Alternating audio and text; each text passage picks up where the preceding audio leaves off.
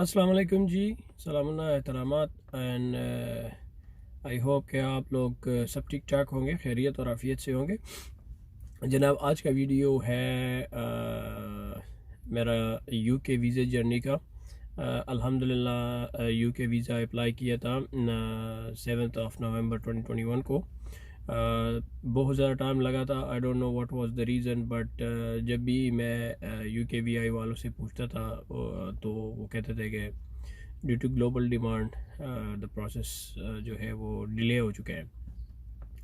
तो जनाब finally never gave वाला सीन था और अल्हम्दुलिल्लाह मुझे वीज़ा मिल गया। मैंने अप्लाई किया था 2020 दिसंबर में और उस वक़्त मैंने इनविटेशन भी रिलेटिव से मंगवाया था यूके से और बच्चों के साथ अप्लाई किया था और भरपूर डॉक्यूमेंट्स के साथ अप्लाई किया था, लेकिन यूके वीज़ा मेरा रिफ्यूज़ हुआ था।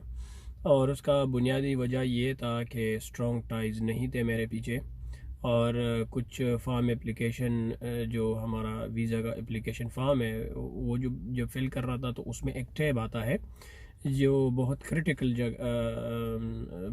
टैब मैं उसको कहूँगा, जिसमें लिखा होता है कि आप महीने का कितना कमाते हो, आप महीने का कितना यहाँ पे लगाते हो, और अगर आपने यूके जाना है तो यूके में जाके वहाँ पे आपने कितना पैसे छोड़ना है, कितना एक्सपेंसेस करना है। तो मैंने इस टैब में भी थोड़ी गलतियाँ की थी जिसकी वजह से मेरा वीज़ा रिफ्यूज़ हुआ था। तो बहुत सिंपल है।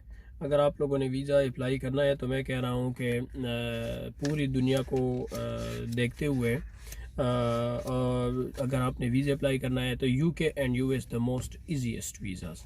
ये देखिए, दिस इज़ माय वीज़ा और अल्हम्दुलिल्लाह अभी मैं ट्राई कर रहा हूँ कि ट्रैवल प्लान बनाऊँ, एक दफ़ा पे दिखाऊँ।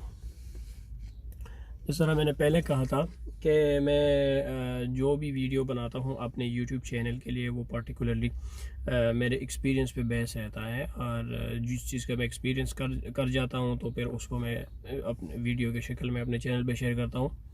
तो किसी ने भी अगर यूके रिलेटेड वीज़े के बारे में कुछ पूछना हो तो आप नीचे कमेंट्स में आप कमेंट करके पूछ सकते हैं, वरना मैं डिस्क्रिप्शन में डिटेल लेके अपना ईमेल लिख रहा हूँ, आप लोगों का भाई हाज़िर है इंशाल्लाह।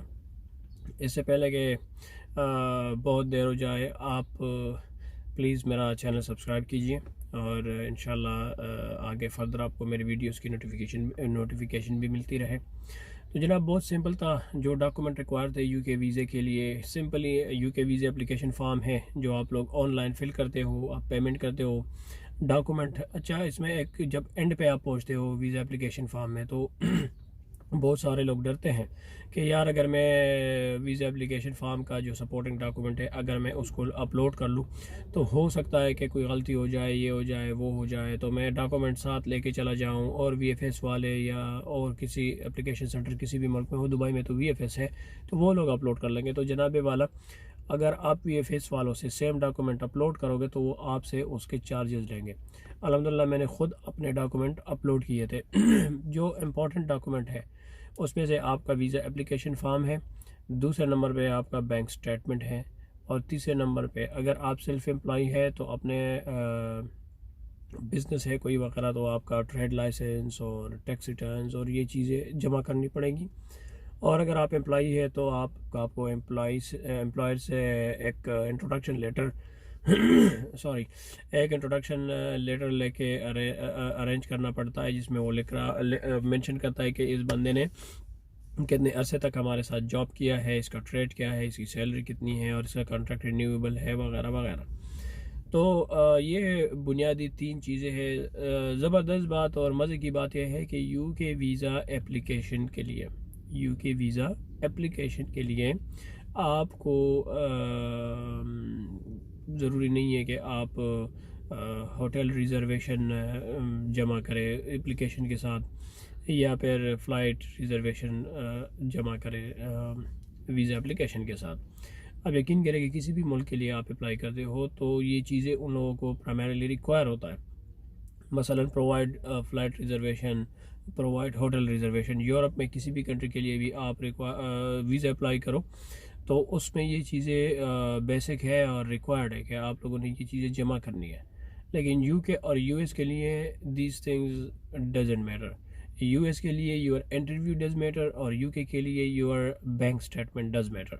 वो आपके बैंक स्टेटमेंट को बड़े परख के देखते हैं और एक एक ट्रांजैक्शन को इवेलुएट करते हैं आपके सैलरी से, आपके मंथली एक्सपेंसेस से, आपके होम कंट्री में या जहाँ पे आप जॉब करते हैं, और या फिर आपके बिज़नेस की एक्टिविटीज़ से जितना टैक्स वगैरह दिया है। तो आपका इनकम स्टेटमेंट को आपके इनकम से या बैंक स्टेटमेंट को आपके इनकम के साथ बड़े क्रिटिकली वो एवेलुएट करते हैं और उसी के बुनियाद पे आपको वीज़ा इशू करते हैं।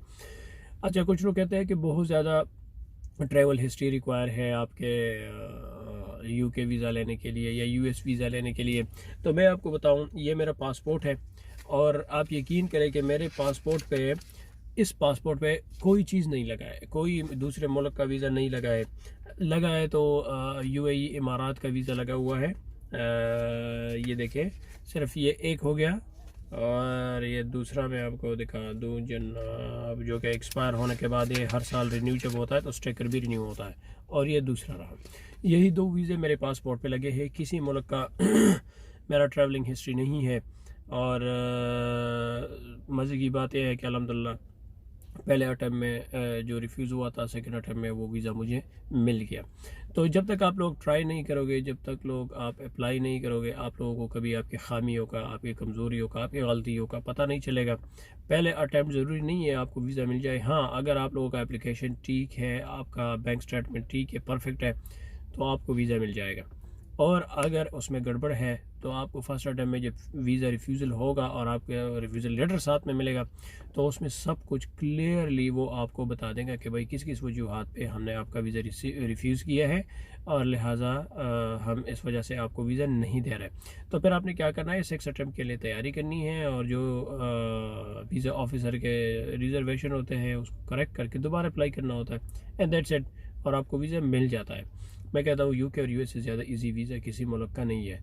तो ये था एक छोटा सा क्लिप और जो मैंने आपको बता दी। हाँ, दूसरी बात, एक दोस्त ने कहा था कि आपके यूके वीज़े का टाइम कितना लगा। तो मैंने वीज़ा एप्लीकेशन जमा किया था 7 नवंबर 2021 को, और मैंने पासपोर्ट कलेक्ट किया 15 जनवरी 2022 को। अच्छा, ये चीज़ें भी मैटर नहीं करता, जब आपका ट्रैवल प्लान के डेट्स इवन ओवर हो जाए नो प्रॉब्लम, लेकिन अगर आपका केस स्ट्रॉन्ग है, आपके टाइज मजबूत है, तो आपका वीज़ा कंफर्म है। अच्छा, मैंने सेकंड अटैम्प्ट के लिए मैंने टाइज कैसे बनाए, मैंने बच्चों के साथ अप्लाई करना था तो मैंने बच्चों को स्किप किया। मैंने कहा बच्चों को नहीं जाना, उसको मैंने बता दिया कि भाई मैं यूएई में अपने बच्चों को छोड़ के जा रहा हूँ और पाकिस्तान में मेरी प्रॉपर्टी है, यहाँ पे मेरा जॉब है, बैंक बैलेंस है। तो ये मैंने स्ट्रॉन्ग टाइज शो किए और बैंक स्टेटमेंट अपना बनाया, 1 साल दिया बैंक स्टेटमेंट को, ट्रांजैक्शन तरतीब से किए, सेविंग किया, और उसके बाद जो है मैंने वीज़ा अप्लाई किया और मुझे वीज़ा मिल गया। तो ये चीज़ें जहन में रख ले। अगर किसी का वीज़ा एप्लीकेशन डिले है तो डोंट बी पैनिक, टाइम लगेगा।